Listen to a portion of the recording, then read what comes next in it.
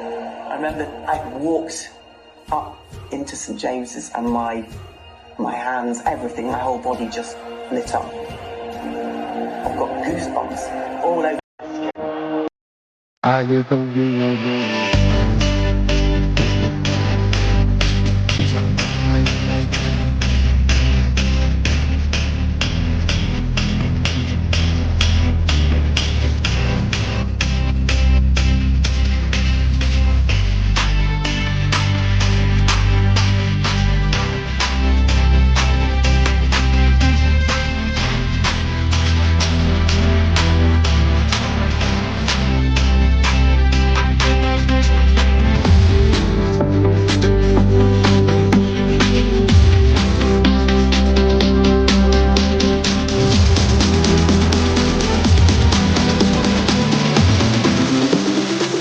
I get those goosebumps every time you come around.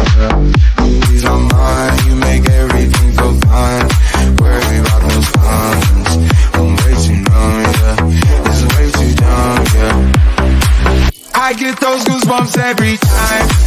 I need the hype, throw that. Here we go. We're going for the hat trick on a Thursday night. Yeah. We're back again. The Fully Loaded Transfer Show, the NUFCBlog special. We're back. Feels like we're seeing each other every moment of the day, Chris, as Loaded Boys. Don't stop. Yeah. Do you know what though? Can't complain, Pete. I love you and Daz. You know what I mean. So for me, it's all good. It's all good, and obviously it's great to see everyone in the chat as well. Loads of regular faces and loads of new faces. So it's a pleasure being on. And when there's so much to talk about, there's no better people to talk about than you and Daz. Definitely.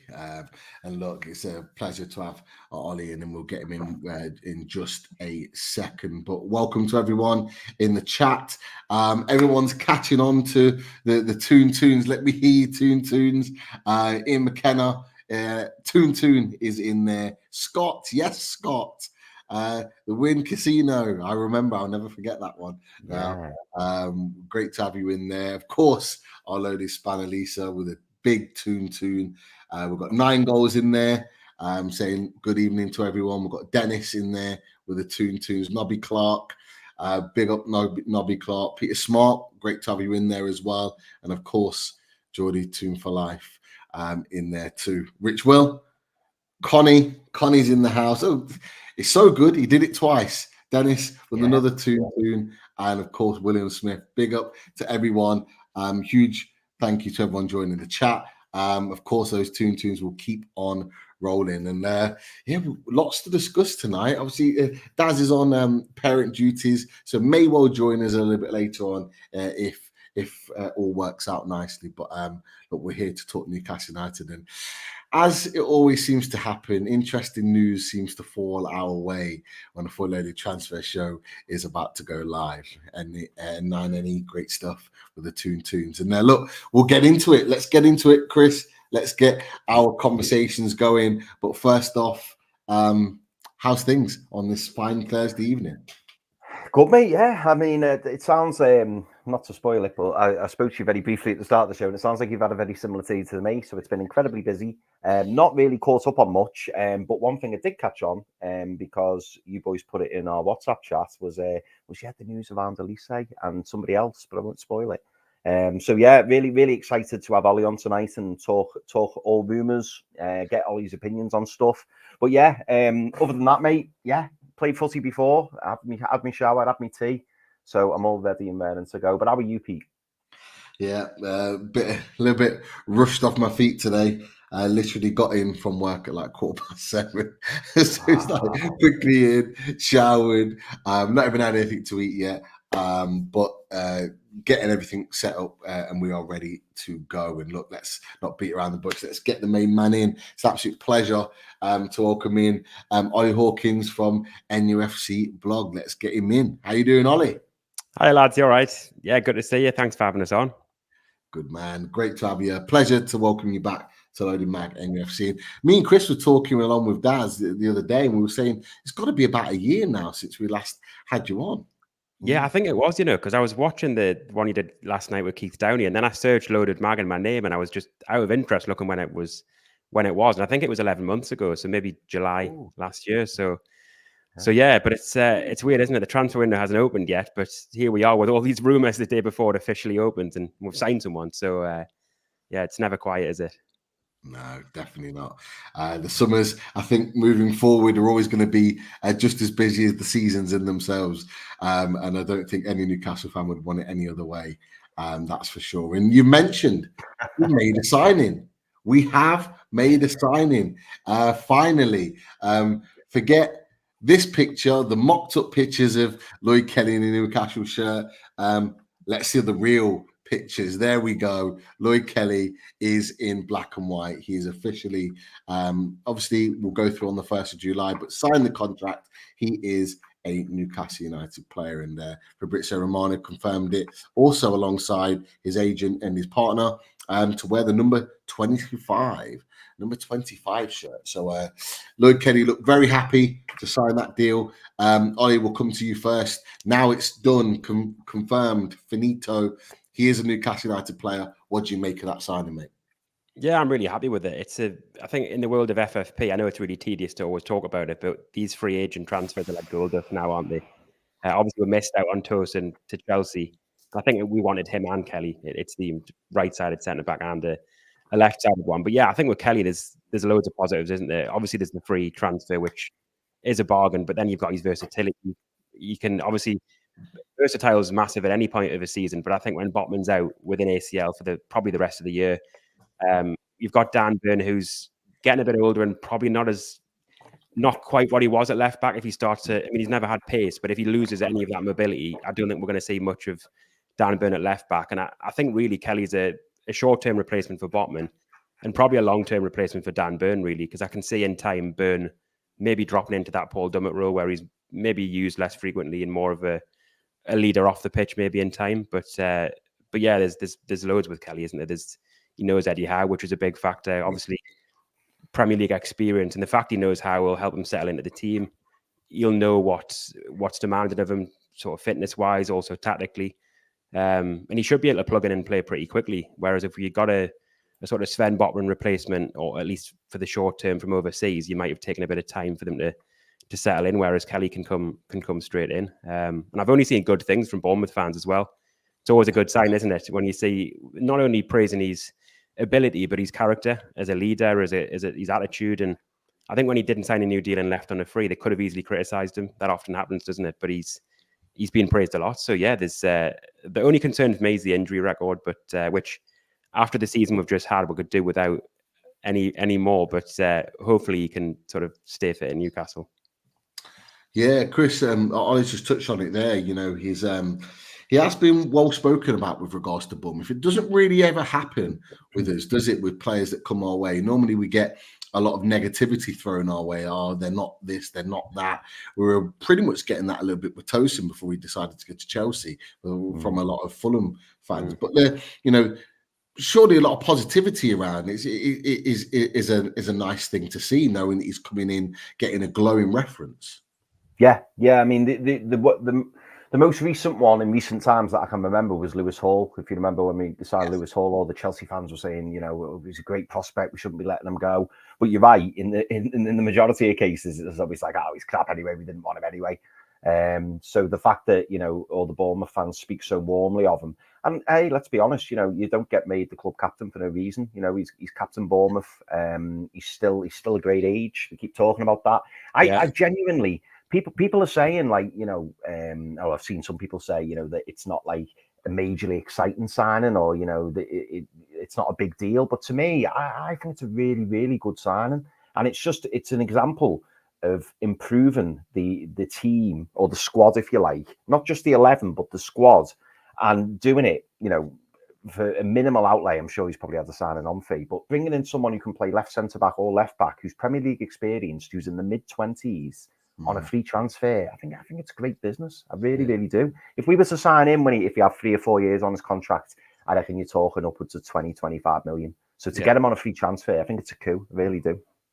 Yeah, back in that podcast, Bournemouth, the Bournemouth lad Sam and Tom, and we've had Tom Jordan on many a time on away days, and we had him on for the Howe handover when Howe first signed for the club. So we know those boys really well, and that's the video that's doing the rounds around the Newcastle United circuit of those boys, giving their feelings on Lloyd Kelly. And one of the things that I was really interested about, and I'm not sure if you two boys are kind of like sort of heard it really, was that Tom Jordan talking about Lloyd Kelly potentially being good enough to play for England, which I think is quite a big statement from obviously Bournemouth fans saying that. They'd obviously mentioned about his injuries, but Tom said a run of games and he's definitely capable of playing for England. This is definitely a Newcastle United as a club now that is the right place to come. In your opinion, do you agree with that, Ollie, particularly if you're looking for international recognition?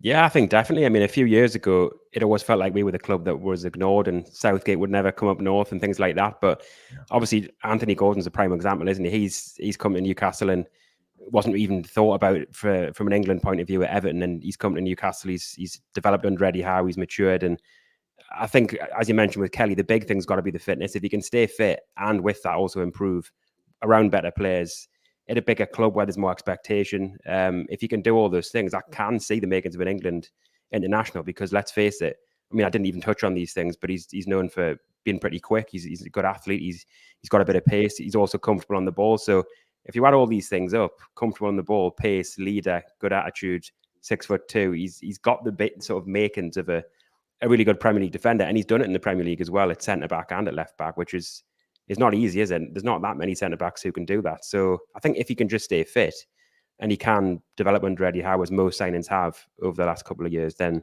yeah, I don't see why he couldn't get in the England squad, really, especially when I'd say we're probably lacking.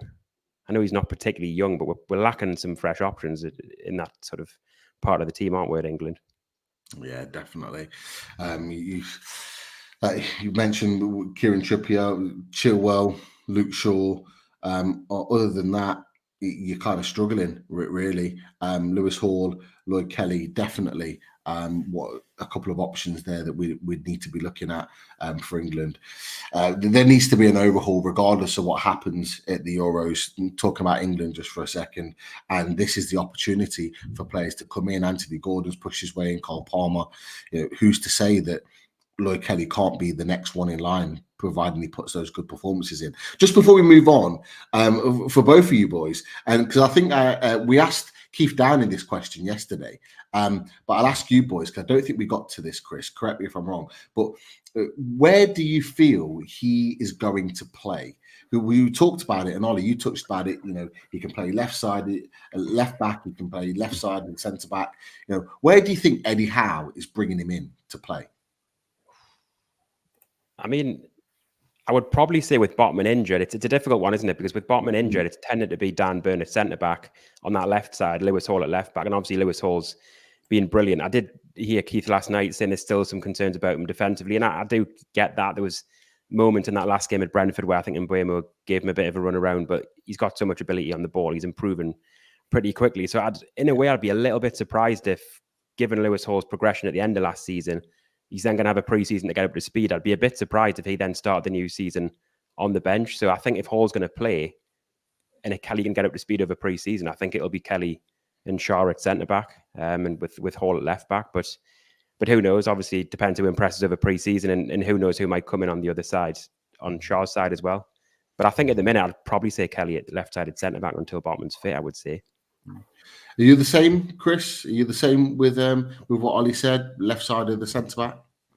Yeah, I think so. Certainly for the time being, as he says, with Botman being out, I think it just gives us another option. But the great thing is, boys, he's an option for both, and this is the key thing. This is what's going to be so useful going forwards. I mean, I know there's a couple of players, or a good few players actually, since Eddie Howe's come in, who Eddie Howe has recruited, who can play in multiple positions.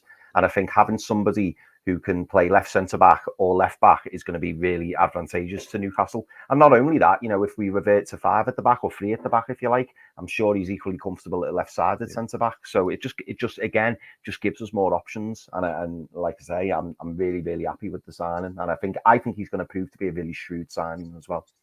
Yeah, definitely. For me, I've got him at left back. I think he's going to come in and play left back. Yeah, I just watched him last season for Bournemouth. I just thought he was so good there. I thought he was really, really good in that position.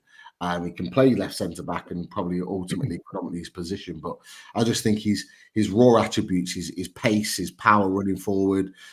He's got a good cross on him, but defensively, his pace and being able to keep up in his recovery runs, I think could be really key in an area that has been a little bit of a weakness, particularly last season. To add him there and add that strength in, I just think that would be a really shrewd sort of move to bring him in. But for me, sorry, mate. Little question for you. So, do you think that if that being the case, do you think that Lloyd Kelly is gonna I don't know, is he going to ask questions of Lewis Hall, in that starting berth? Or do you think that Lewis Hall is going to comfortably be the number one left back going forward next season? Honestly, I think if Lloyd Kelly is positioned as a left back, I think he goes in as number one. I suppose it's worth remembering that Lewis Hall probably only got his chance because Botman's injury meant that Byrne had to go to centre back. So obviously Lewis Hall did brilliantly, but Lewis Hall's still so young, isn't he? And obviously Eddie Howe really took his time adding him into the side. So it does make sense what you say, that if you could keep Byrne and Shaw together, obviously would probably want an upgrade there with another centre back signing at some point. But keeping Byrne and Shaw together and Kelly in the position he played last season, I suppose that does make sense. But yeah, like Chris said, it's good to have the options, isn't it? We haven't had options very much over the past season. So yeah, just hopefully Kelly stays fit. I think if he does, he'll be really good squad signing. And more than that, really, yeah. I've got to throw this comment up, boys. This got me excited from Gary V. And he said, I've just seen it in the chat, and he said, Jonathan Woodgate described Kelly as a Rolls Royce. High praise indeed from an absolutely fantastic centre-back. Yeah. Absolutely, and we already know what we already know Rolls Royce or two with old Sven Botman, who unfortunately is injured, but he's definitely a Rolls Royce. So if we're adding another one in there, then we're definitely going in the right direction. That is for sure. Just hold the chat for a minute, Chris, just because I just want to click this onto the screen. Lisa's put on there, please hit the like button. It's free and it takes literally 1 second and it helps us massively. We asked for 375 likes yesterday, and I knew Daz was playing it down because by the end of the evening we had like 400 plus, and I think we've probably got even more now. I've not checked, but let's go for 400 likes. Come on, we can get 400 likes in there. We've got over 200 people watching, more people coming in as we speak. But thank you for watching the channel, supporting the channel. And if you're new to the channel, come and subscribe to us. Come and join the Loaded family, that's for sure. And of course, thanks to Radiator Shed. Sorry, I clicked that. We're giving our sponsors a plug, a little early plug in there. Why not?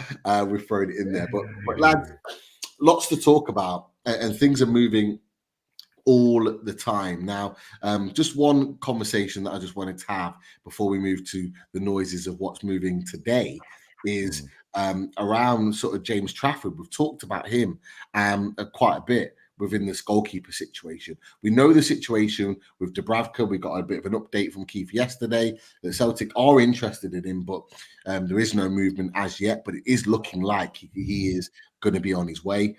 James Trafford, we know, Scott Wilson had mentioned, and a number of others had mentioned around James Trafford, and mentioned that, with Lloyd Kelly coming in, that the move is going to be next. And obviously, of course, yourselves at NUFCBlog, Ollie, you talked about Keith Downey on the show, dropping that hint around James Trafford moving to Newcastle United. Well, what do you make of this situation, Ollie? Because it looks like now that the Kelly deal is done, that he's going to be targeted as number 2. Is that the move you would go for? What are your thoughts on it?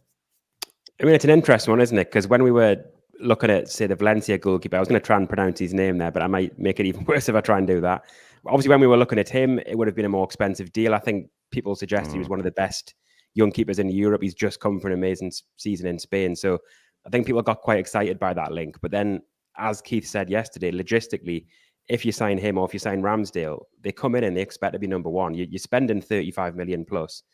They'll be on huge wages. They're not coming in to sort of compete with Nick Pope because let's face it, when you're a goalkeeper, you don't get 20 minutes off the bench like a striker might. You don't really get little minutes here and there. You're in the team or you're not really. So I think in terms of the squad dynamic, bringing in a top goalkeeper, I'd struggle to see how they would work alongside Pope if Pope's still expected to be, say, the number one. So there's that. And there's also the fact that money-wise, if we're looking to sort of secure some sort of cut price deals and bargains here or there, so we can spend big on, say, a right winger, a striker, even a right-sided centre-back, maybe the Trafford deal makes sense from that perspective as well, because I'd imagine he'd cost half the amount of, say, Ramsdale or Madueke. I've tried to pronounce his name there, but Madueke. Yeah. So yeah, he's much cheaper, isn't he? And I think he probably fits better in terms of he can naturally learn from Pope until he's ready to step in for Pope. And I think when the time comes where Trafford might be ready, Pope might also be ready to maybe step down a little bit. So yeah, it's a difficult one based on his form last season, but he's so young. I mean,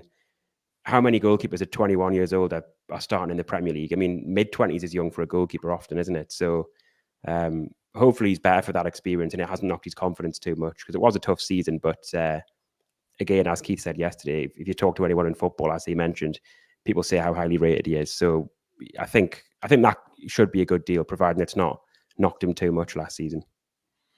Yeah, definitely. It's looking to be coming in for me as a number two, definitely. But coming in with promise.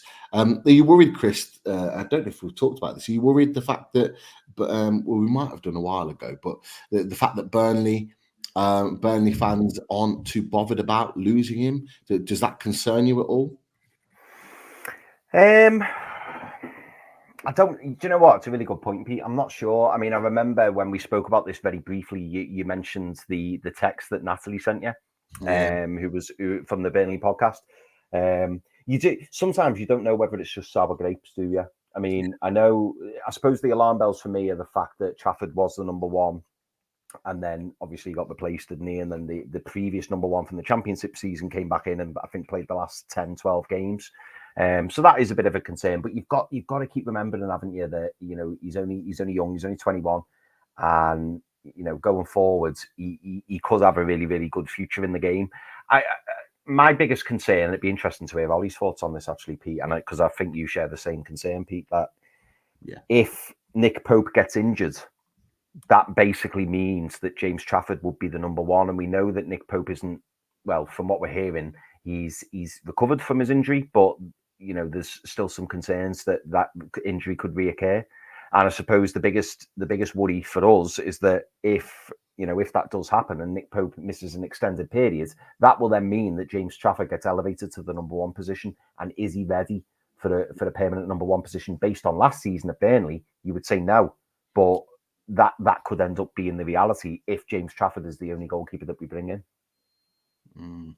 Yeah, that is a really good point, actually, because you can, in an ideal world, say, right, Nick Pope gets next season and Trafford plays in a couple of cup games and things like that. But obviously, if Nick Pope does his shoulder again and it's James Trafford and we've only got Mark Gillespie behind him, then it's Trafford, isn't it? And it's no disrespect to Burnley, but playing at St James's Park and the expectation naturally of a bigger club, and there'll be more pressure. There'll be higher sort of expectation to get results when he's on the pitch as well. Obviously, Newcastle are competing for different things, so that would be tough, wouldn't it, if we can't get that ideal sort of succession plan in place where he comes in for Pope in time. And the only thing I'd say is that last season we had four goalkeepers, didn't we? We had Mark Gillespie, Karius, Dubravka, and Pope. So with Karius now leaving and Dubravka probably likely to go as well, I would say it's pretty certain he's going. I wouldn't rule out Newcastle signing another experienced goalkeeper who can kind of be that third choice. Because let's face it, as you said, Chris, if Pope got injured and it is just down to Trafford for a large period of the season, that is a lot of pressure on a 21-year-old, isn't it? So, and that could ruin him.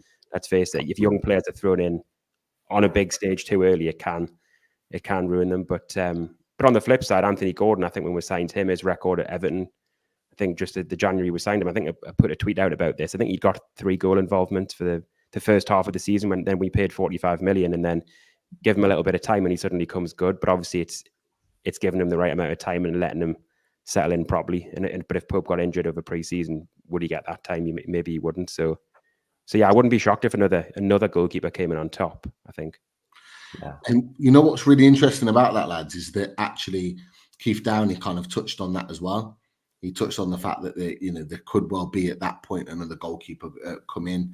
I think there was others that have been on the channel as well. I'm not sure if Ben Jacobs had mentioned it about the potential of another goalkeeper coming in. So it is definitely a conversation.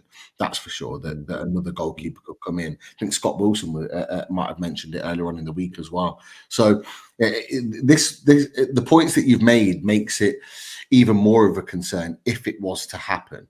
Like we've talked about before, a shoulder injury, if it goes, it goes, but it's then very weak and potentially could go again. And, do we run the risk? Do we run the risk of putting Trafford in that position? We may trust him for 3, 4, 5 games, but can you trust him for 4, 5 months?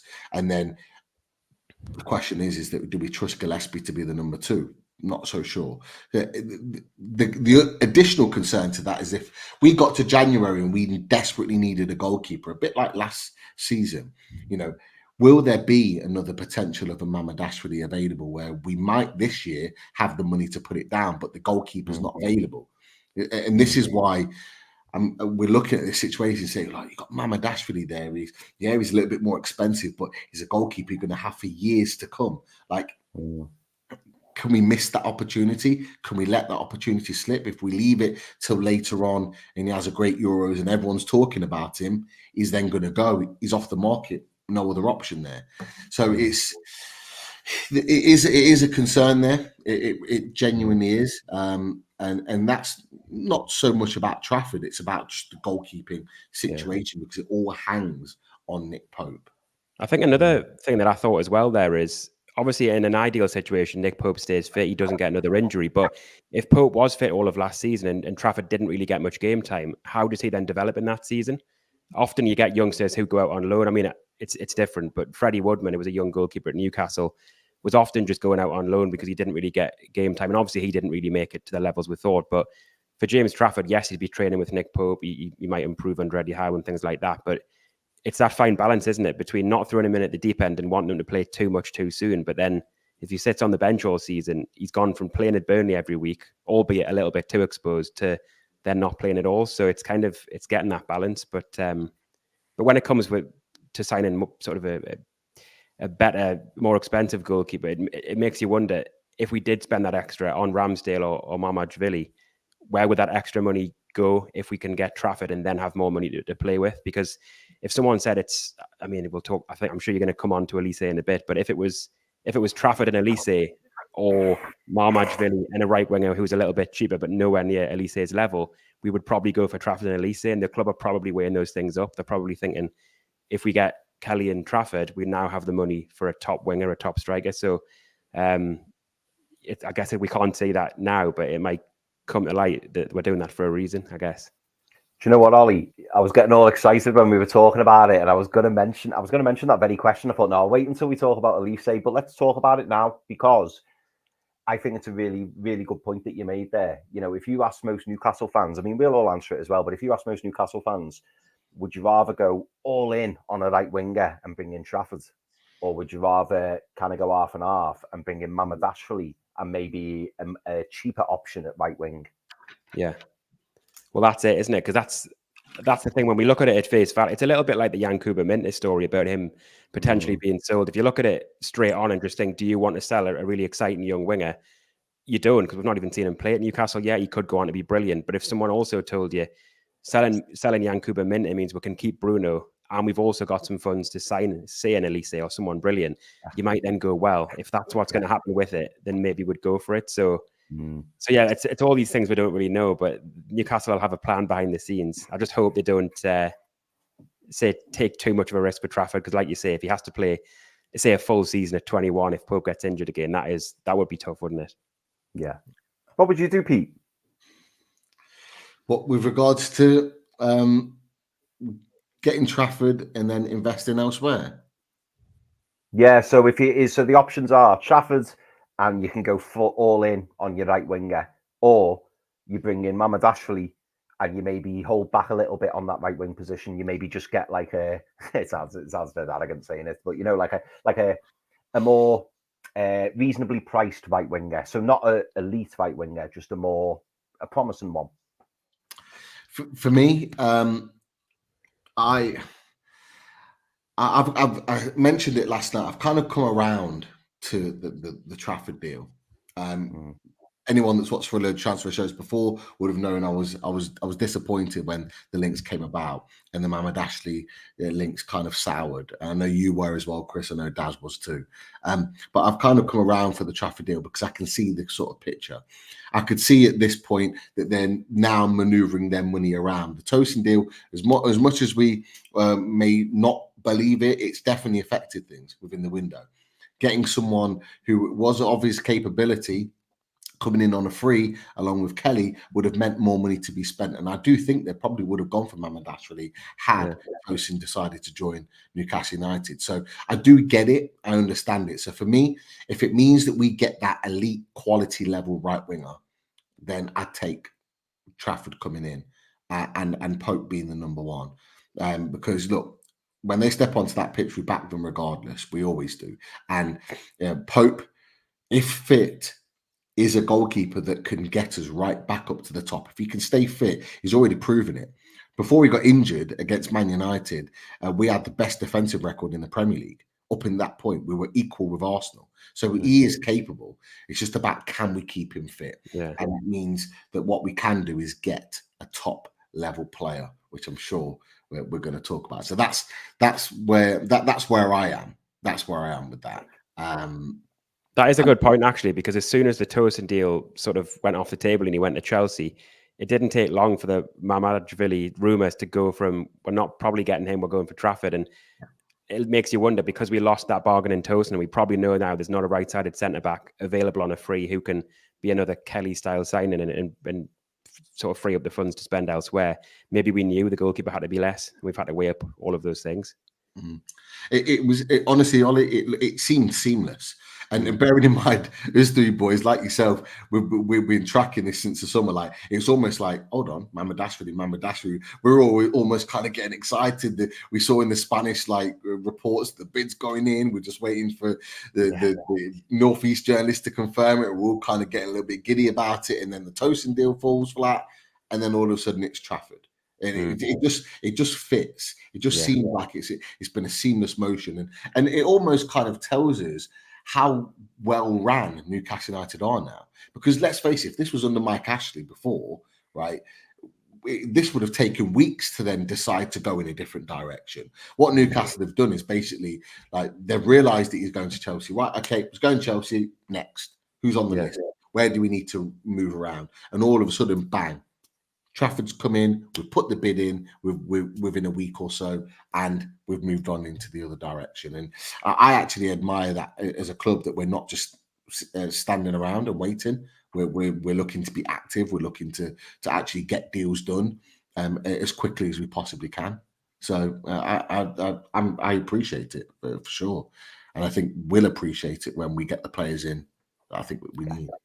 I wouldn't be shocked if there's there's probably been forced into it, but probably a big shift in the plans for centre-back, because if I had to guess, Tosin would have been like the long-term Lascelles replacement. He would have competed with Shaw for now, but with Lascelles out till Christmas, out of contract next summer, I think Tosin could have soon become Lascelles' replacement if Lascelles does leave next summer. And then maybe next summer we sign this top right-sided centre-back and Adrabayo is then sort of a squad player. But maybe now Tosin's off the market and he's gone to Chelsea. Maybe we're going to fast-track that and bring forward that top quality right-sided centre-back who will obviously cost a lot.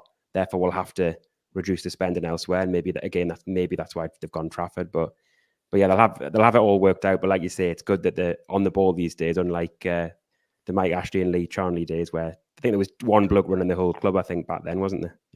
Lee Charnley, I think. Honestly, boys, it seems like a million miles away since we were back there. Honestly, the way the club's transformed, it's been unbelievable. But I wanted to come to this next topic of discussion because if anyone hasn't read it, it's a really interesting read, and it's from yourself, Ollie, and it talks about the summer special. Top priorities, who's signing, who's leaving, the potential budget. There's lots of really good little snippets in there. So if anyone hasn't checked that out, go on X and have a read. And I've just picked off certain elements of that because you've talked about certain positions that you think Newcastle are going to look at. And look, you've talked about a goalkeeper, you've talked about centre-back, you've talked about a right winger, and you've talked about a potential striker coming in. You've given your suggestions on who you think they may be. But I want to just focus, because it will take us into the direction we want to with regards to right winger. And you've mentioned a number of players that you think could be under consideration. Players that we've talked about before, Brian Mbeumo, Nico Williams, Johan Bakayoko at PSV, and interestingly, Dejan Kulusevski. But just to hold that for a second, because on that right wing discussion, typical as it is on a Fully Loaded Transfer Show, we've had news this afternoon. So very quickly after the Kelly deal was confirmed, there was some new information starting with David Ornstein. So David Ornstein reported in The Athletic that Newcastle United and Bayern Munich had contacted Palace over the possibility of signing Michael Olise. It also talks about interest was expressed on Wednesday by Chelsea. Also, they've been interested in for a while. And that it says they all sought permission to speak to Olise's camp with regards to potentially signing him. This is transformed into lots of talk on socials, which has gone mad in all different directions. Keith Downey also confirms Chelsea and Newcastle have expressed an interest. Olise has further interest from other clubs, and that he has a release clause of 60 million.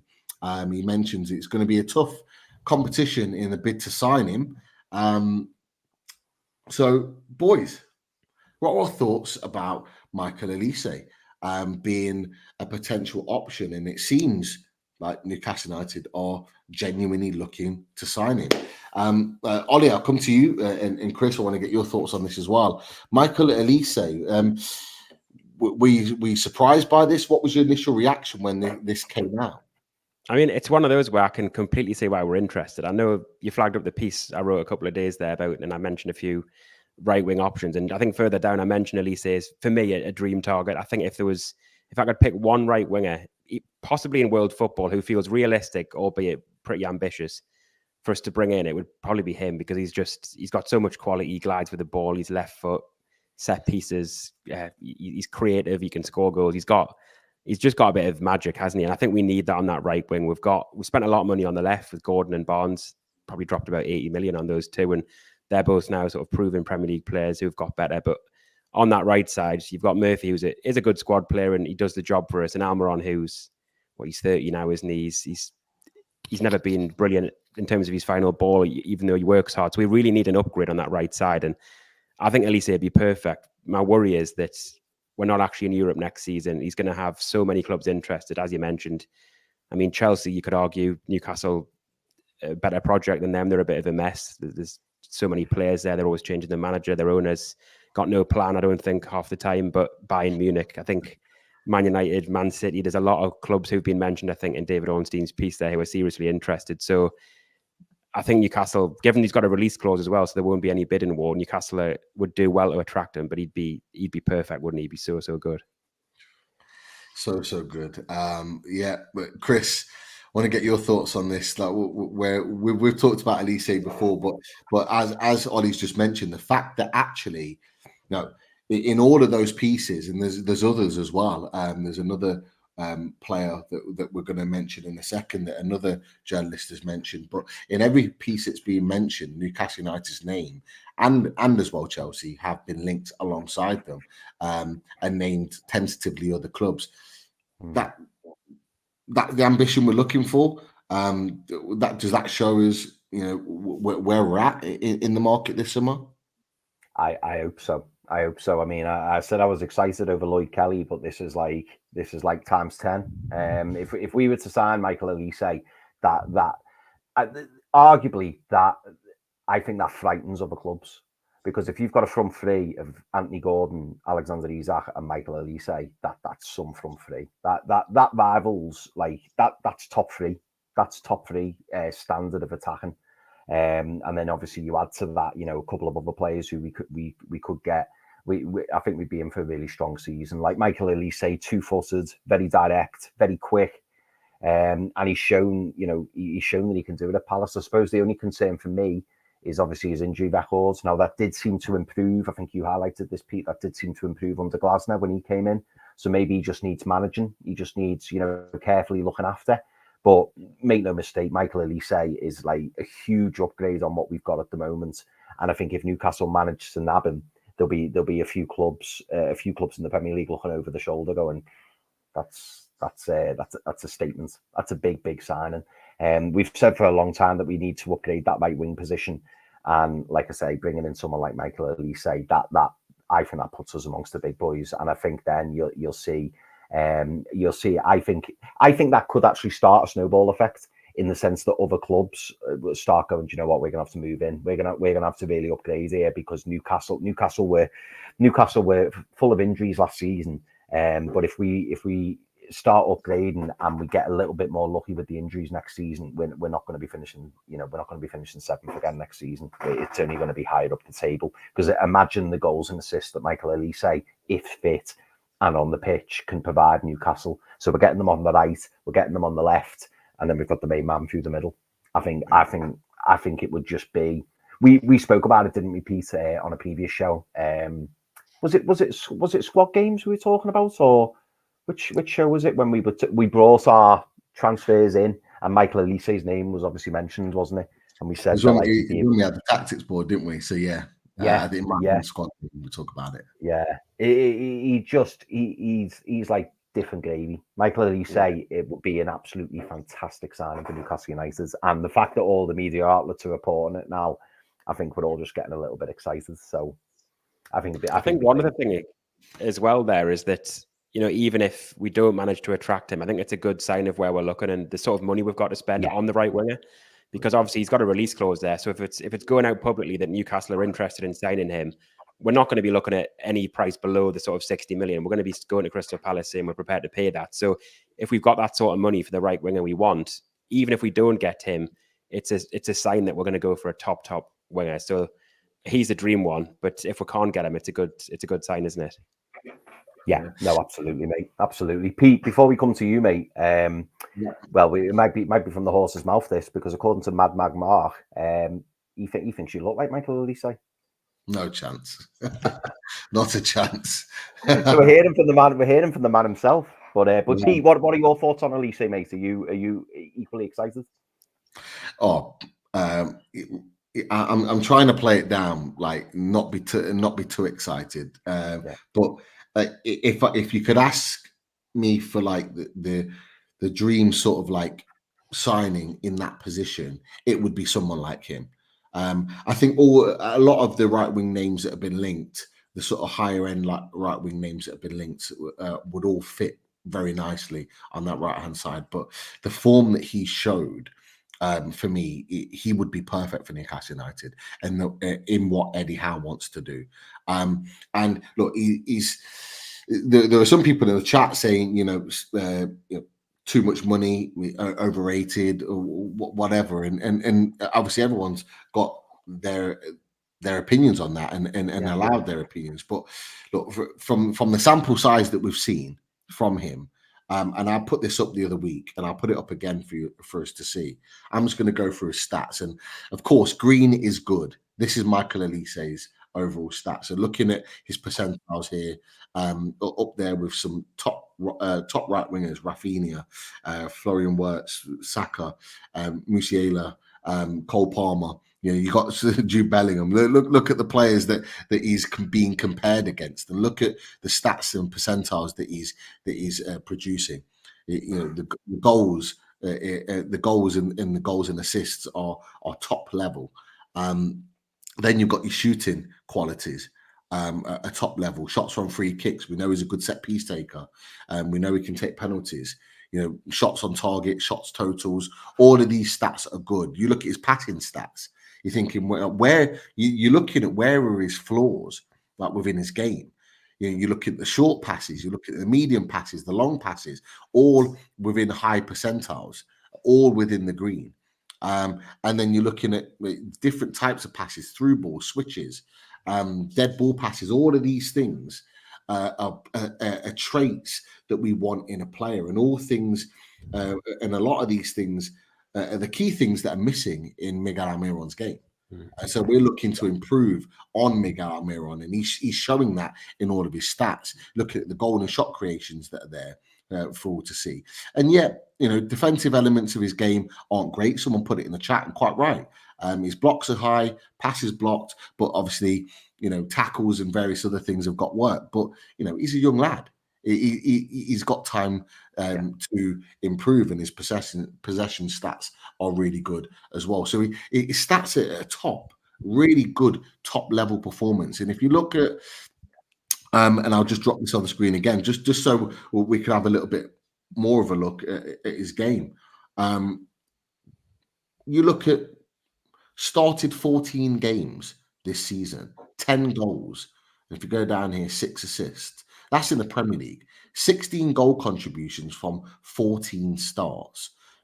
Total games, 19. Guys, this is phenomenal. This is phenomenal output from a young player that's 19 years old. It's crazy.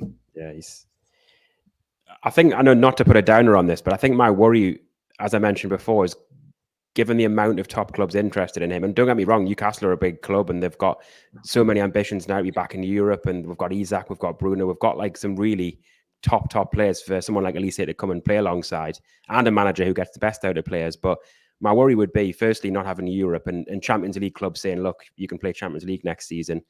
Plus, obviously, the release clause is the set fee, so there'd be no example when Newcastle can sort of pay more. There'd just be really a release clause, and there'd be no bidding war. But what I'd worry about as well is someone like Chelsea would offer him a chance to stay in London. I think most of us agree. I don't really know why people prefer the idea of London over Newcastle. I've been to both, and I know where I'd rather live. But for someone who is being brought up there and lives there now, there's often a theme, isn't there, where players based in London tend to want to stay there. So if he's attracted to staying in London, and I've seen that from quite a few journalists saying that Chelsea feel like they've got an edge on the Manchester clubs because of the London pull, and we know what Chelsea offer in terms of long contracts and wages. So, I mean, obviously, it'd be amazing if we could sign him, and it's great to hear we're going for it. But I do think this is going to be really, really tough, and I'd say I'd be shocked if we got him, but if we did, it'd be some signing, wouldn't it? Yeah. Do you know what, Ollie? You're absolutely right. I mean, the one saving grace I've got is that obviously you'll remember, if you rewind to last season, there was a fee agreed between Chelsea and Palace, and I think it was actually Olise who knocked the move back, and then he signed a new deal with Palace, which included the release clause. So it just makes me wonder. I don't know. It makes me wonder where, if he was so keen on joining Chelsea, would he not have made that move then? And the advantage that we've got as a club, and I don't need to tell you this, but the advantage we've got as a club, obviously, is that he's coming in as number one. He's the right winger that we want. Whereas if he goes to a Man United, a Chelsea, he's going to have to compete with these other players who they've spent big money on. So if they can't shift those players, or at least say, has an injury, goes out and then comes back in, but he can't get back in the team. Whereas at Newcastle, he's just going to be the focal point. And obviously he'll know himself. He'll look at, the likes of Anthony Gordon, the likes of Bruno, the likes of Isak. I would like to think he knows that we're building something here. Yeah. That's my saving grace, I think. I think Newcastle have got a bit of stability as well, and a clear platform to improve as well. Like you say, he knows he would play every week. You've got a manager with a proven track record of improving just about every player we've signed since the takeover. Whereas Chelsea have got Maresca. I know he's rated highly, but he's a new manager there. He probably, I don't know how I think he's relatively unproven at this point, even though he got Leicester promoted. And there's a history of players going to, say, Chelsea or Man United, especially wingers. You look at Anthony, you look at Madueke, and they've not quite worked because the environment's been poor. I think Olise is a different class to those two, but you're right. Yeah, Newcastle could provide a much better platform for him to continue to get better and better, definitely. We've got 160 plus watching. However, there was a little bit of a lag. I think it's a YouTube problem. So a few dipped off, and I'll just put it in the chat. Can you still see and hear us? So I think it might have been when we were looking at the stats with regards to Michael Olise. So I will bring that up in just a second. Just a quick note. Just let us know, people in the chat. Can you see us? Can you hear us? It's not us. It's a YouTube thing. It happens now and again. I think it happened to us a while back as well. And just to mention, Lisa put in the chat, We've got nearly 400 people watching, only 103 likes. Come on, what is going on? I mustn't be having the Keith Downey effect. Well, You are, Ollie. You're brilliant. You're brilliant. Yeah, I was going to say you should be having it. Everyone needs to click the like just now. Only takes a second, but it means the world to us. So yeah, thank you, Lisa, for putting those reminders on, and everyone else letting people know to click that like. And if you're new, subscribe to the channel. Some of you, I think, putting in the chat from watching other channels.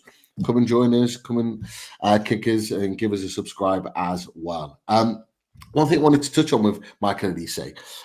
So we've talked about, and this is, I'm glad you boys have mentioned it, about the situation with Chelsea and London and the kind of pull of staying there, like we saw with Tosin.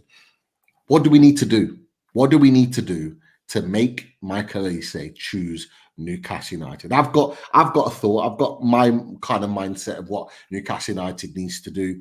What in your minds, boys, do Newcastle need to do to make sure that he chooses us ahead of the likes of potentially Chelsea? I mean, I guess partly what I touched on before about giving examples of players going to Chelsea and Man United who haven't really progressed. There's been changes of managers. There's so many players there. Chelsea have stockpiled players in certain areas of the pitch, haven't they? I mean, they've not long signed, say, Madueke, and if Olise comes, where's he gonna go? So it does feel like Chelsea very quickly bin you off or change manager, and there's just, yes, they spend money, but I mean, I wouldn't be surprised as well if in time they're getting charged for breaching FFP rules, because there's no way, given what Newcastle have had to do and lots of other clubs. Look at Aston Villa now having to sell Douglas Luiz to comply. I don't really understand how Chelsea are doing that. So, I mean, you couldn't sell the fact that Chelsea might be getting a slap on the wrist by the Premier League, and that's the reason not to go there. But it does feel like they're quite an unstable club where things could go wrong. And Man United, they've kept Ten Hag. For me, the project there, I'm not sold that they're going to be going in the direction they want to anytime soon while Ten Hag's there. So yeah, like I said before, I think Newcastle are just the perfect platform for him to play regularly, improve, play with Bruno, play with Isak. Let's face it, Bruno's a better midfielder than anyone at Chelsea or Man United, and Isak's a better striker than anyone those clubs have either. And that's their players at least they could link up with, and a manager with a record of improving players. So it's just whether he'd move to the northeast. But have a look at the city centre and the beaches, and I'm sure he'd soon fancy it. Yeah, there you go. What about you, Chris? I was going to say just a comment I've seen here from Frederick Axelson. I hadn't read that myself, but apparently Romano's saying that the 60 million release clause is for Champions League clubs. So it's so only available for Champions League clubs. Mm. So whether that means they'd be open to negotiation with other clubs, I don't know. Or whether, or would that mean that Newcastle would have to maybe go above the 60 to get a bid accepted, or maybe they'd be willing to go a bit lower, Palace? It's interesting. I remember a couple of weeks, if not a month or plus ago, Craig Hope at the Daily Mail was saying that he understood that Olise's release clause was less than 60 million. Yeah, I mean, who knows? I mean, I doubt this is the case, but is there an argument that there's a higher release clause for Champions League clubs because they know they've got more money? I don't know, but that's a guess. Yeah, either way, his market value would be more than the release clauses they're talking about, really. So I think Newcastle must see that as a really good value for money, but obviously so will other teams. But yeah, it's a funny one, the release clause. It's not really clear, is it? No. Yeah. So what would you do, Chris? What would you do to try and ensure that Olise would choose Newcastle ahead of Chelsea? I'd take him to go and see the bridges, mate. Take him to go and see the bridges. Get him on the time. Go and have a look at the bridges.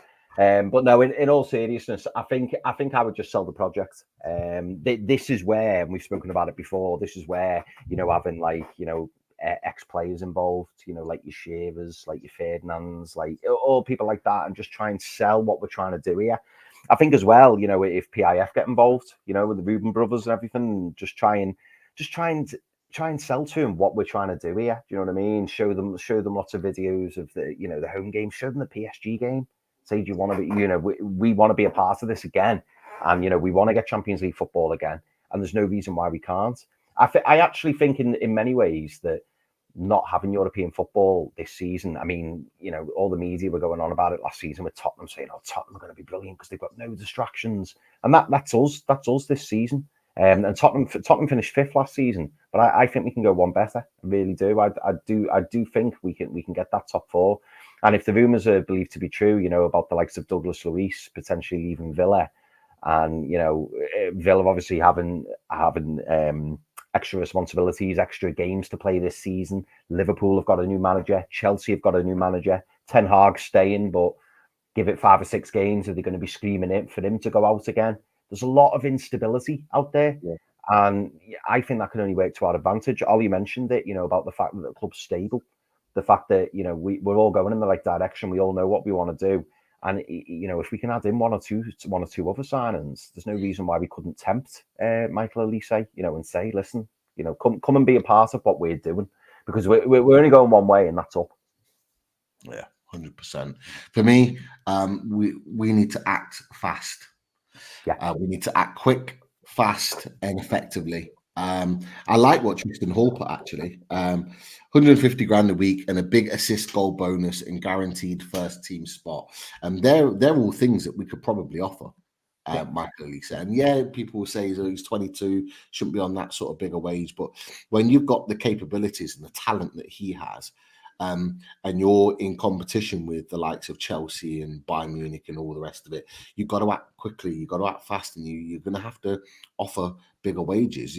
If people think that we're going to be challenging for Champions League year in, year out, only paying people sort of 100, 120 grand, 130 grand a week, it's not going to last. Players are going to, some of the best players are going to want to go to the better teams, because not only are they going to be fine at the top end, they're going to be paid the going rate. And so at some point, Newcastle United will need to break that bank. We did with Bruno. We offered him that new deal where he got paid more than any other player at the club. We are going to do that at some point now to really put that stamp down, to make that statement, as you mentioned, Chris. We might need to do that, but the effectiveness and how quickly we can do it. If we can tie that deal up whilst Chelsea is still trying to flog a number of players, the likes of Gallagher and a couple of others, to sort of balance their books, can we act quickly now and get that deal done? But yeah, I don't know what you think about that, boys.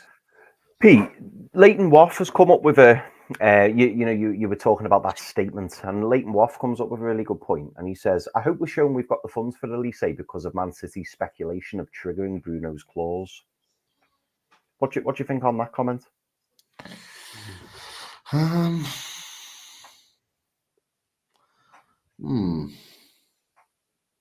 don't know.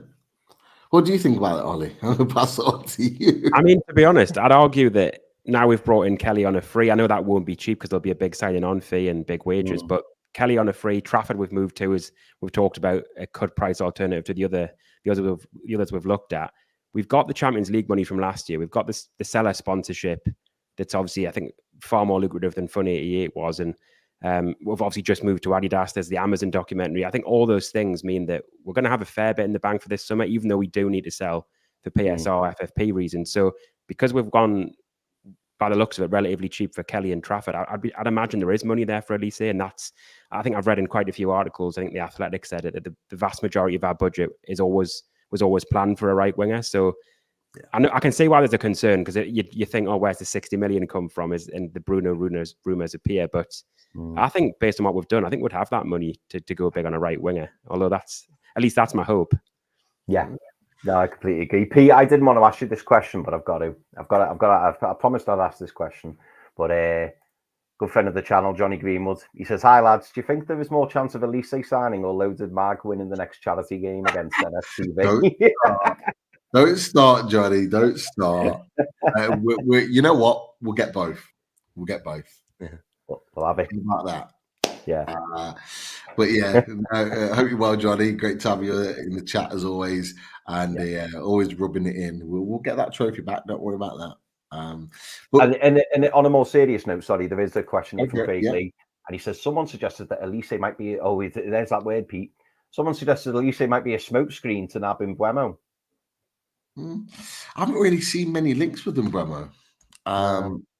they've kind of died down recently. And actually, you've kind of helped segue that because Mark Douglas has reported that Newcastle have identified Noni Madueke and Michael Olise, but Noni Madueke is an alternative replacement to Miguel Almiron. So, is it a smoke screen for him? Who knows? Could it be that Olise is going to Chelsea and Madueke is the next one to move on from Chelsea to Newcastle? But do you know how much do you know about Madueke, Ollie? Obviously, that link's only just come up sort of today, really. Yeah, I mean, I remember watching him last summer in the under-21 European Championships. He was in the same England team as Anthony Gordon, and they went on to win it. And he was good there. And I guess until the sort of final couple of months of the season just gone, he wasn't really quite doing it at Chelsea. He had injury issues, but the final few months of the season, he was brilliant. I think he finally got a run in the team, and obviously it mixed in with when Chelsea picked up as a team and they started to click. But the last few months of the season, he looked brilliant, and he's only 22. I think he's the same age as Olise. So there's definitely a lot of potential there. I think he'd be quite a bit cheaper, but there'd probably be a bit of a frustration among fans if we wanted Olise and then saw Chelsea sign him. And then because Chelsea get Olise, we get the one they're not as fussed about. It would kind of be a bit of a frustration. But I do think Madueke is a good player. And I messaged a couple of my Chelsea friends, actually, who on WhatsApp before coming on, because I saw the links to Madueke and thought obviously it would come up. And the one thing they pointed out, they said he's brilliant at running at his man. They said that's a bit of a dying art now in wingers. I know it's probably coached out of them a little bit to run at the man and be quite direct. And they said how quick and direct he is and cutting on his left foot, and he's got a lot of talent. But they did mention that he's not great at tracking back. A couple of them said that he's not work rate wise. They said he's got quite a bit to work on, which surprised me a bit if we're interested, because you normally expect an Eddie Howe winger to work hard when you look at Gordon and Almiron and things like that. But yeah, it wouldn't be quite as exciting as Olise, would it? But it does make some sense. Yeah. Look at this. Surely this can't be true. Jason Scott says Miggy has 6 Premier League assists since 2018. Yeah, well, even in last season's got a goal fest. He didn't score. Not last season. He didn't get that many assists, and I don't think he has this. I think he might have only had 1 or 2 this season. So that actually doesn't surprise me. I think you said Olise got 6 assists in 14 starts last season, didn't you? I'm sure. So that's 6 years, 6 assists for Miggy and 14 starts for Olise last season and 6 assists. It's wow. I sometimes feel sorry for the amount of sort of criticism that Almiron gets at times, but when you are comparing him to the level of winger we need to take the next step, he isn't what we need now. It's not at that level, is it? So I think as much as fans love Miggy, for the fans that love Miggy, I think they're open and honest with that. There is a distinctive gap, a significant gap between that level of player that we're looking at. And I have to be honest, boys, seeing that Noni Madueke link, I think there's a gap there as well with Olise to Madueke. There's a huge gap there. Madueke is, he's got lots of pace, lots of drive. He'll run at players, as your boys who you spoke to, Ollie, have mentioned. For me, it wasn't necessarily about the tracking back that was the concern. It was the final ball for me. His final ball, I didn't think was great. I didn't think it was consistent. It didn't have the quality that I would have expected Newcastle to have. If we're going to go and sign a right winger that's going to be better than Miggy, you want them to be significantly better. Yeah. So him as a replacement for Miggy, I feel like it's more so a sideward step than actually a step up. But let's see with that one. I'm not quite convinced that one's going to be done. I do want to move on. Just one more topic before we maybe come to some questions, because I know we haven't got you for too much longer, Ollie. But with what you'd mentioned before, there was a question that came up, Chris, that you put up with regards to Bruno's clause. So let's talk about Bruno Guimarães, because there has been some movement over the days with regards to him, particularly last night. There was I didn't see it personally.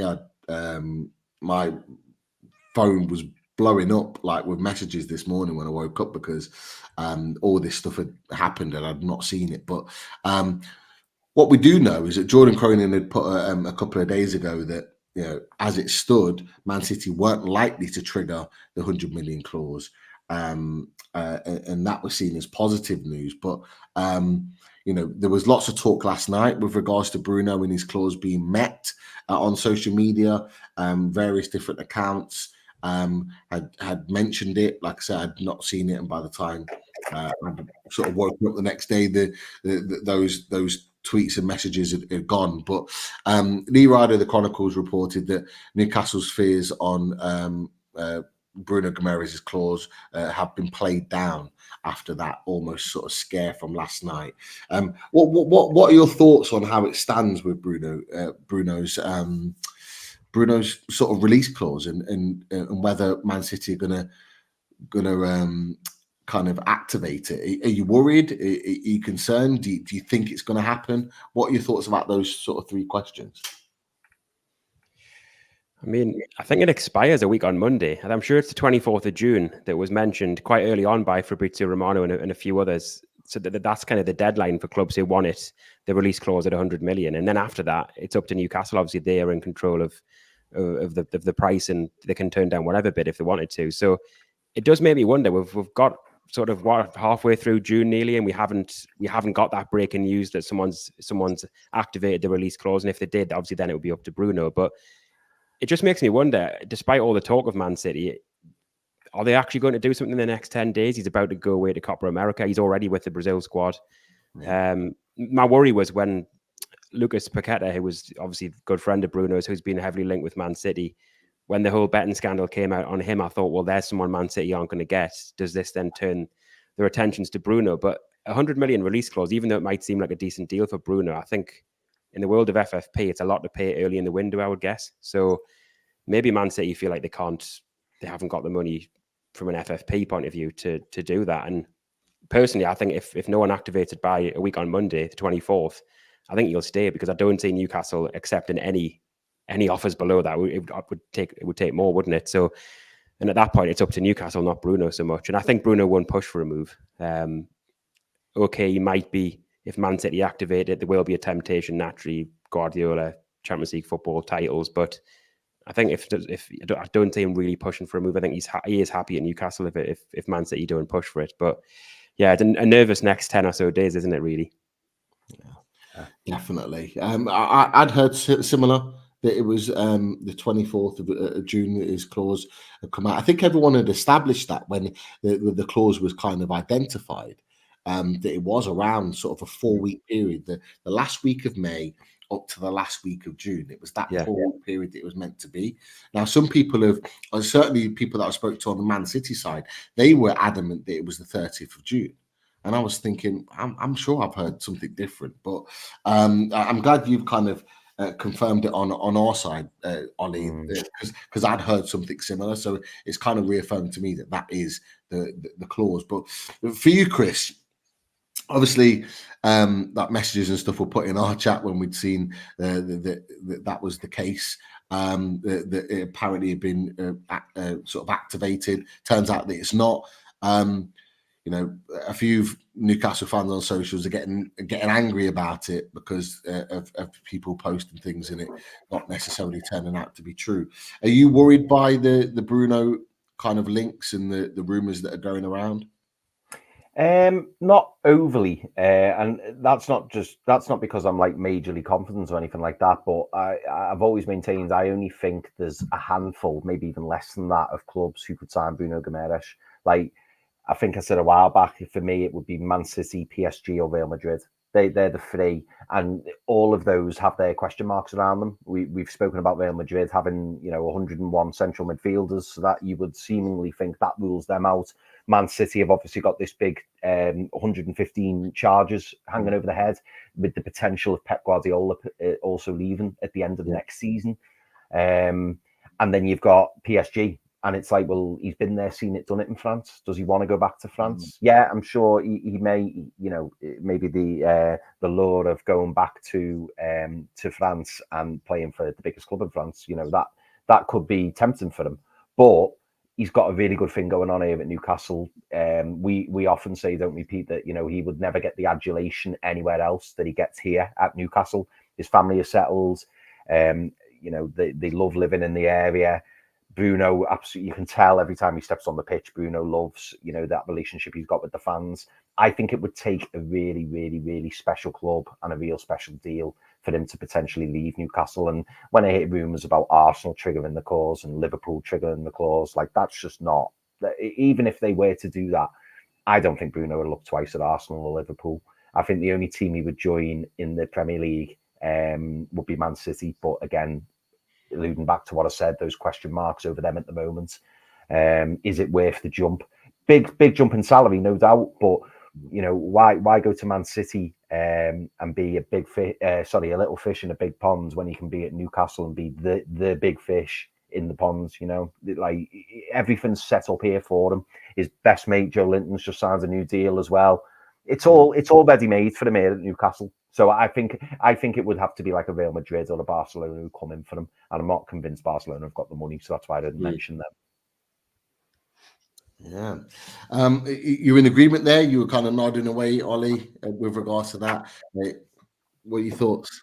Yeah, I mean, going through those clubs, like Chris said, I mean, PSG. Why would you go back to France in terms of he's kind of been there, done it? I mean, I was chatting to Jack Talbot. He writes for Football Transfers. I actually sent him a voice note earlier saying, I know there's a kind of talk on social media about Bruno. I said, have you heard anything? Because I know he's put a few stories out there for Football Transfers, and I think he's quite close to someone who's got good links to Bruno's agent, and he hasn't heard from him that contact recently, he said, but his understanding was that PSG, there's no chance of them signing him. There's also no chance that Bruno would go there because I think he feels really at home in the Premier League, not just at Newcastle, but just in the Premier League in general. I think he said in interviews he's felt more at home at Newcastle than anywhere he's been, which also shows why he bought a new house. I think it was out a report about a month ago or so that he's bought a house. And I know that's not definite proof that he's staying because these footballers have so much money, they could move again. But he has got like a young family, and it's quite a big move to make if you're not planning to stick around. So I was also told that Arsenal couldn't afford it. I think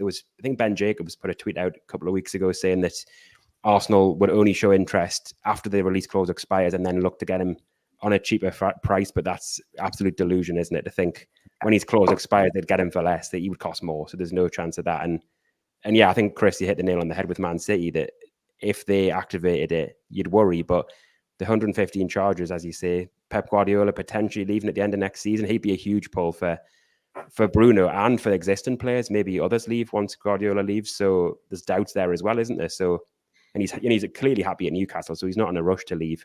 So I think we're in a pretty good position, fingers crossed. There's no way he'd want to go to. Look, it'd always be interesting going to Man City, but he would want assurances that Pep's staying longer than next season, because there's no way you'd want to go to work with Pep, because that'd be the clear reason. Even the Man City fans have caught on to the fact that those two clearly have a close relationship. They know each other and respect each other, and he would want to go and play for Pep. There's no doubt about that. But there would be something in his mind that would say, I'm going to play for Pep, but then all of a sudden Pep leaves, and then he's got another manager that's coming in that maybe doesn't fancy him or isn't playing the same style of football or playing the way that plays to his strengths, and all of a sudden his career's not in the same trajectory as it is right now, and he's got to weigh that up. Because, yes, Newcastle United are not fighting for titles at this moment in time, but there's no reason why next season with him in the team and the additions that we can't fight for trophies. We can definitely fight for trophies, and we can definitely fight to be at the top table in the top 4 or 5 in the Premier League to potentially play Champions League football. So we can definitely be in the market there.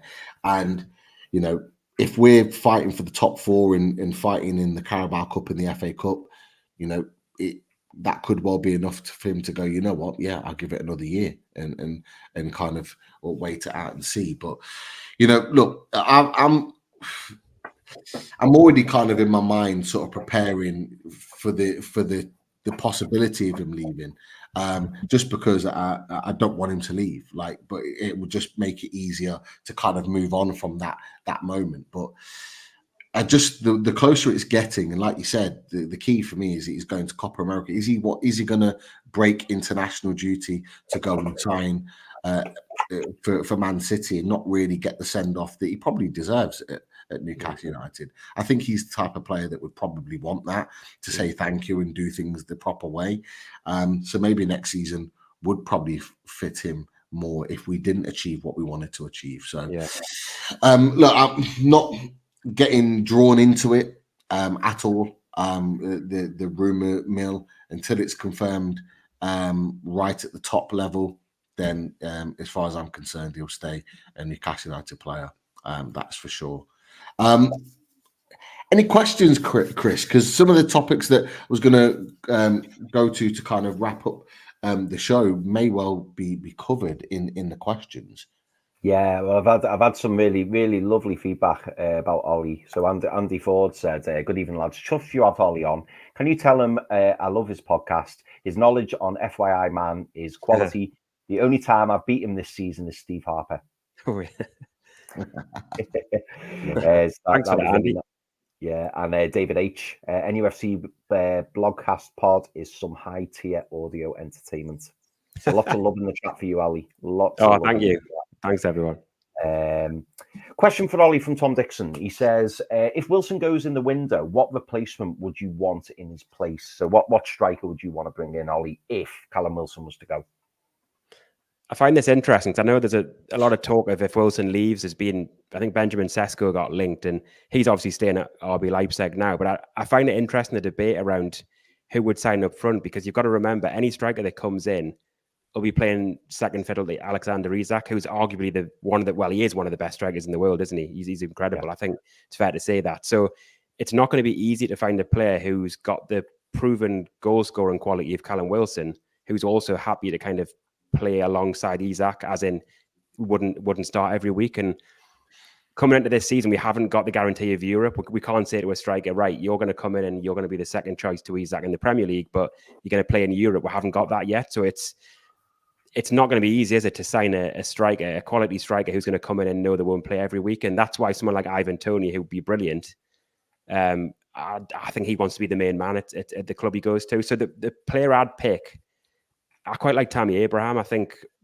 you're probably buying him at a point where you could get him for a decent fee. And again, if we didn't spend a massive amount of money on him, it frees up more money on the right wing. It frees up money at centre-back. So I think Tammy Abraham, someone who could come back to the Premier League. He's played here before, Chelsea, and he was at Swansea as well. I know Keith Downey mentioned this yesterday. It's similar style-ish to Isak, that he's obviously very tall, but he's quite mobile as well. And I think he's mid-20s. I think I read from the Telegraph today he's available for around 20 million. So I think as a Wilson replacement, nicely done.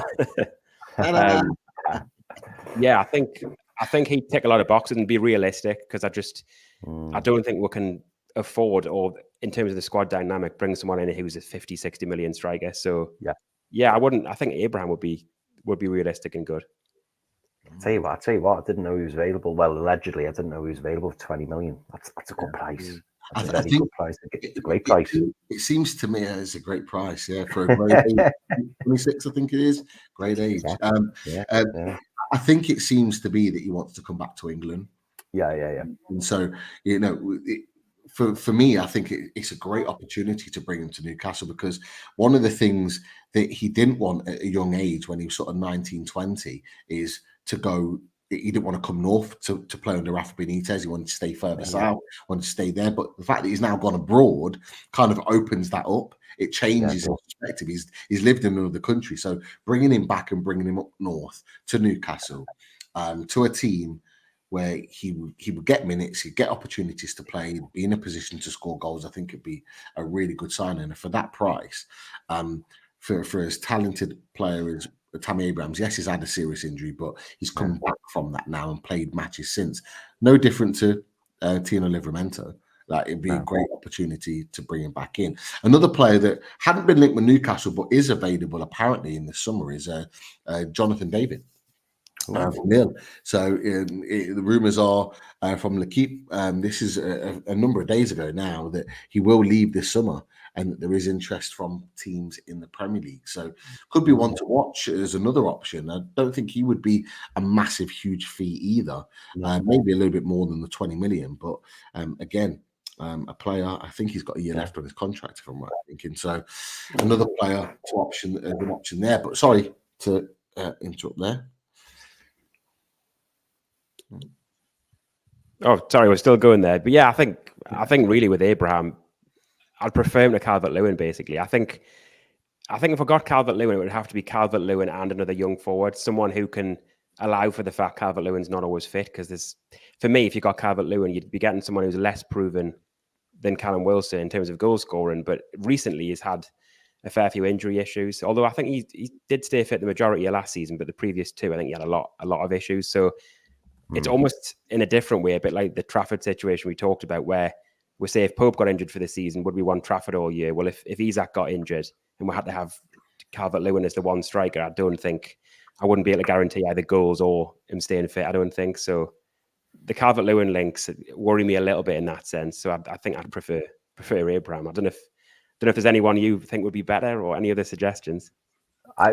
Mate, at 20 million, I'm fully sold on Tammy Abraham. I mean, it wasn't all that long ago, was it, when he was banging goals in for Roma under Mourinho, that people were talking about 50, 60, 70 million for Tammy Abraham. So if he's available now for 20 million, that's and he's still a really good age, as we said before. So that's very tempting. And just to mention as well, to add on to what you were saying, Pete, about Tammy Abraham, and this is going to be an advantage for us going into transfer windows in the future. We know that Eddie Howe likes to bring in his English players. We know that.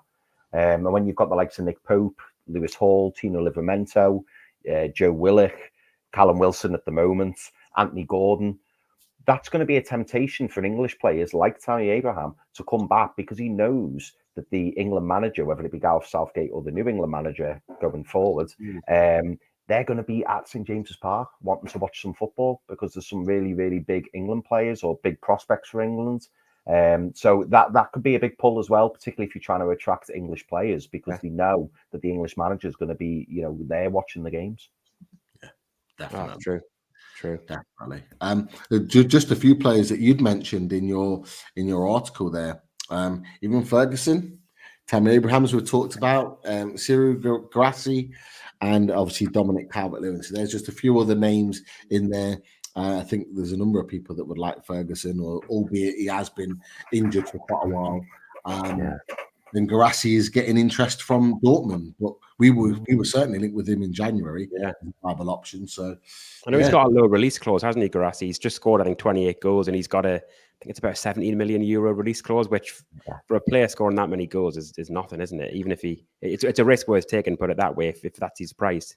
I think Ferguson would probably be a little bit too expensive. I think I talked earlier about the next striker we get. We couldn't probably spend 50, 60 million, and maybe Brighton would want that.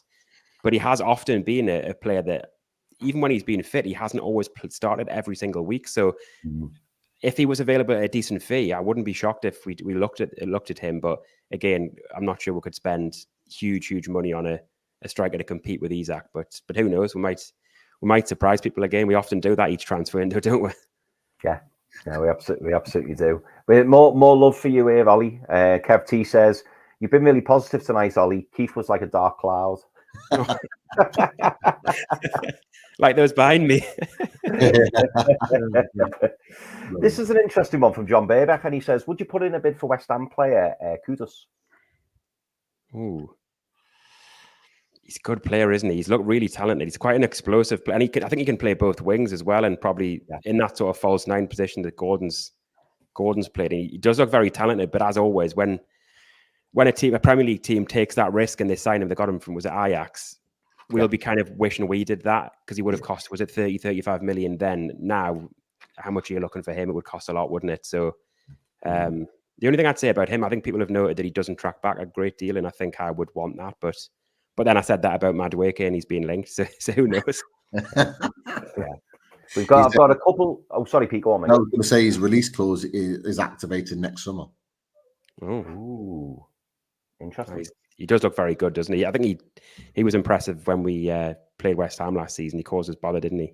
Yeah, he did. He absolutely did. I've got a couple more quick ones for you, mate, because I know we've got to shoot. But first of all, I just wanted to say a big shout out to Toonsider13, who's just become a new member. Toonsider, thank you so much. If you haven't become a loaded member, make sure that you do if you want to, obviously, but make sure you do. It's $1.99 a month, and we do monthly prize draws. Sometimes we do more than once a month. Sometimes it's more, but yeah, it's $1.99 a month to become a loaded ultra or a member.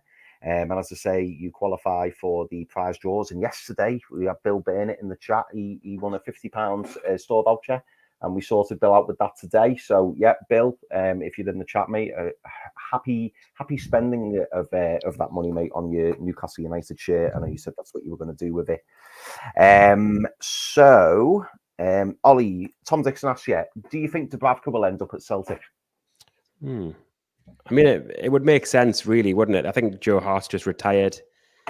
Dubravka's the sort of keep me 35 now, but he's done pretty well in the Premier League. I know he wasn't really up to it for the standards we're now setting with the team trying to get into Europe and so forth, but he's a solid keeper, and let's face it, when you're mid-30s as a keeper, you can still play at a decent level, and wouldn't be that far to move. I know you're going further north, but it's not like a massive move for his family, and plus he'd get Champions League football, wouldn't he? I think Les Celtic just won the league, so there'd be something there that he.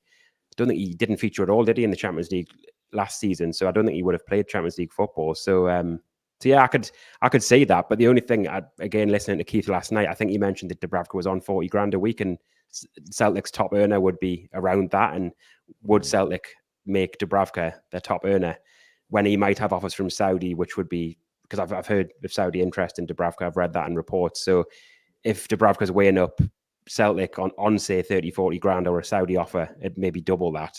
Maybe he'd go for the money, but it would probably be a good move, wouldn't it? If they could pay him a decent amount of money. Yeah, no, definitely, mate. And Ethan Storm, I'm going to give you the last question, Ethan, and it's a bit of a Euro one, if you like. So Ethan asks you, Ollie, what are your thoughts on England going to approach Eddie when Southgate leaves, as reports have said? Would Eddie consider taking the job, in your opinion? It's funny this, because I've been chatting about this with a few of my mates and lads I met at uni, Man United, Arsenal, Chelsea fans, and they obviously see this and it's relevant to them as like England fans. And I've always said to them, I think Eddie Howe one day will be England manager. I think he's so talented, and I'm sure like he aspires to be that one day. But for me, day-to-day work as a Premier League manager would be totally different to England. And I think Eddie Howe loves being on the training pitch every day, every week. He talks about in interviews, I think with the overlap with Gary Neville, how his kind of bread and butter as a manager is what he does day in, day out on the training ground. And I think at this stage of his career, he's still a young manager. He's still got so much to do at Newcastle. He's only really getting started in terms of what we're trying to achieve as a club and where he can go as a manager. So I think the owners have said Eddie Howe's almost our Alex Ferguson as well. So I think Howe will be there one day, but I think if they come in sort of after the Euros or next summer for Howe, I think you'd actually turn it down, to be honest. But maybe that's the optimist in me, but I don't know. I just think Howe wants to do the day-to-day management too much at the minute, and he's got a good thing going at Newcastle as well, even if there is a World Cup with this golden generation. But yeah, I think he'd stay, to be honest. Yeah. Pete, you in the same mind? He ain't leaving. He ain't leaving. No, I agree. Yeah. I'm with Ollie on that.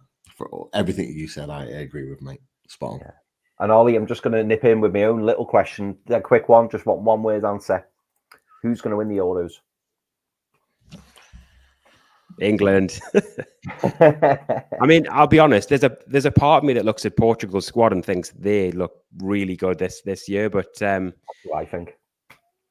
I think if England can sort the defence out and get the balance right there, I'm a bit worried with. I mean, I know Maguire's gets a lot of criticism, but he does do the job for England. And then you've got Luke Shaw not 100% fit. You've got Stones missing training through illness and having injuries at the back end of last season. The defence worries me, but I think if we can get the balance right there, we've got so much talent, haven't we? So I really hope this is our year, especially if this is Southgate's last tournament. It would be great, wouldn't it? But yeah, I just hope we can go that step extra this time.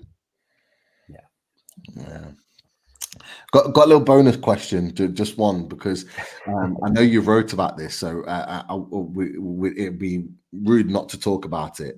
And it's this: Newcastle are set to sign our own CJ. Just talk us through this young, talented player and in the piece that you put together, and what we're likely to expect from him when he comes through. Yeah, I mean, obviously it's worth mentioning. Only 14-year-old lad at the minute, so he's very much one for the future. But the contact I speak to, has got really good links at sort of youth level, academy level. I was speaking to him back in April, and he said Newcastle are looking at this lad who's one of the best sort of Category 3 players in the country, and 14-year-old box-to-box midfielder at Portsmouth. I think he's been there about 8 years, and as it mentions in the piece there, he scored over 20 goals last season. And Newcastle, he told me just a couple of weeks ago that their offer was better than Man United, Villa, and Brighton, and he was there for his medical last week, and he's going to be joining the under-15s. So I know this isn't like a first-team signing that gets people really excited, but I think, to be honest, it really encourages me that Newcastle are taking the academy really seriously now, not just at under 21 and under 18 level, but even down to under 15. So it's a good sign, isn't it? Because Man United, Villa, and Brighton all have good academies and are known for bringing good players there. So it's, I think it's a good sign, isn't it, that they're investing in all areas. And yeah, hopefully 4 or 5 years or even sooner, we might be hearing his name. But yeah, I almost don't want to big him up too much yet when he's 14, because it's very young, isn't it? But he's highly rated. So yeah, hopefully he's one we hear of in the coming years.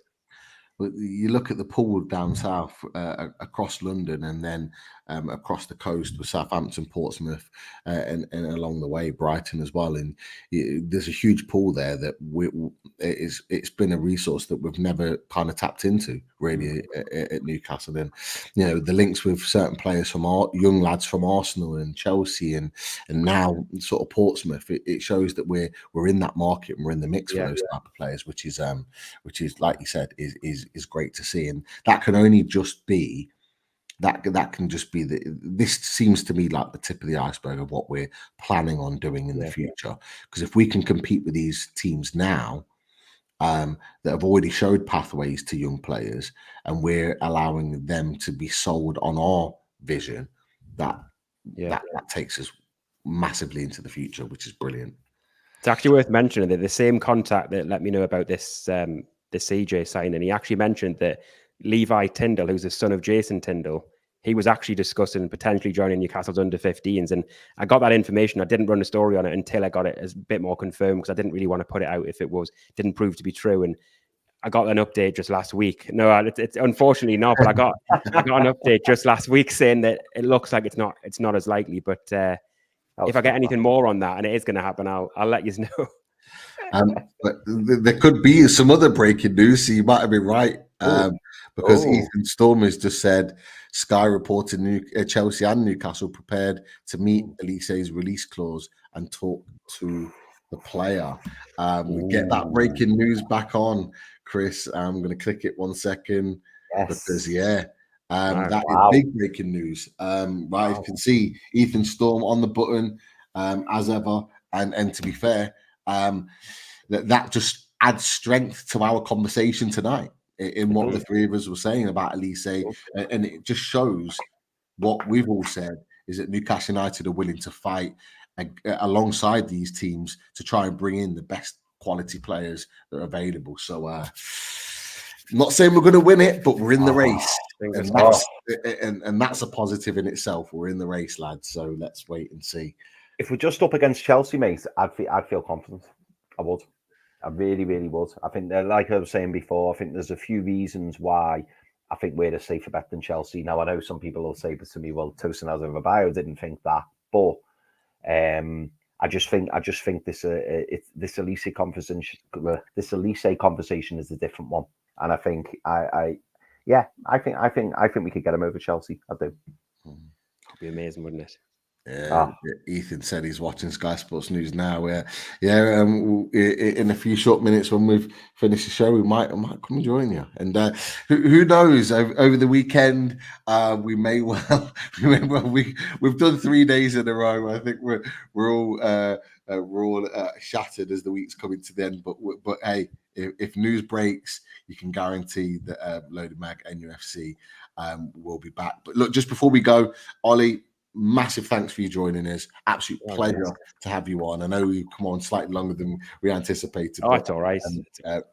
I massively appreciate it. Look, where can we find you, mate? Where can we find you? Yeah, so I mean, all things on NUFCblog.co.uk. I know I've got a few writers that help me out, but every day I'm putting articles on there, and then there's NUFCblog.co.uk on Twitter and NUFC Blogcast, the new podcast we've been doing the past year. So yeah, drop us a follow there for all that stuff. You heard the man. People, get involved. Everyone watching back, get involved. Give it a like, give it a follow, and give it a watch.